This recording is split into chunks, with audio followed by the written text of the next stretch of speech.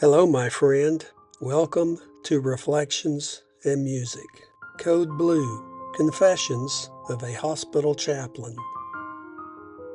A code blue in the intensive care unit signifies the highest level of medical emergency, where a patient's life hangs delicately in the balance, often due to cardiac arrest or respiratory failure. The atmosphere transforms into a coordinated frenzy, with alarms piercing the air and healthcare professionals rushing to the bedside.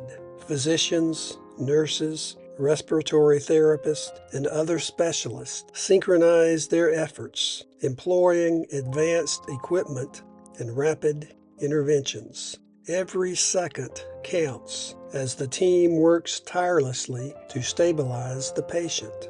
During a code blue, family members often experience a whirlwind of emotions, ranging from shock and fear to hope and anxiety. The sudden and urgent nature of the situation can leave them feeling overwhelmed and powerless as they wait for an update from medical professionals. Many may wrestle with a sense of helplessness, while others cling to hope, trusting God and the expertise of the ICU team.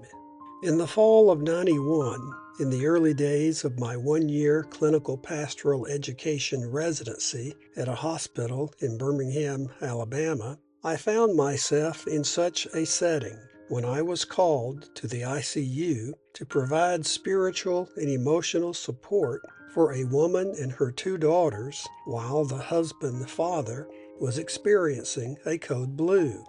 As we sit together in a drab conference room adjacent to the ICU, the anxiety is palpable. We hold hands and pray as the minutes inch along at glacial pace without a word from a doctor or nurse. The two daughters tell me about their father's health. Despite having a hole in his heart, they say, he seemed to be doing well before coming to the hospital. The mother remains mostly quiet as the daughters share heartwarming stories about their dad.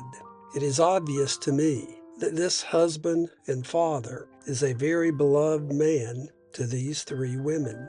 Suddenly, the door to the conference room is flung open.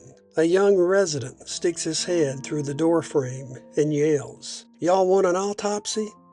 After a moment of shock, the daughters begin to wail loudly while their mother starts weeping uncontrollably. The puzzled resident looks at me and says, "They didn't know he expired?" Turns quickly and walks away. Even if they did know, I think to myself, that's not how you ask family members if they want an autopsy. With their emotions completely shattered, inconsolable expressions of grief and anger over the insensitivity of the resident continue furiously for some time. When the tears and wailing finally subside, we walk a few steps over to the ICU and gather at the bedside of the beloved husband and father. The resident is nowhere in sight. Perhaps he learned a valuable lesson today. I certainly did. For some people, in grief-stricken situations, no words or attempts to comfort can assuage the sudden and deep suffering of sorrow. All we can do, it seems, is stand beside them in their unfathomable pain and give them the room to grieve in their own way.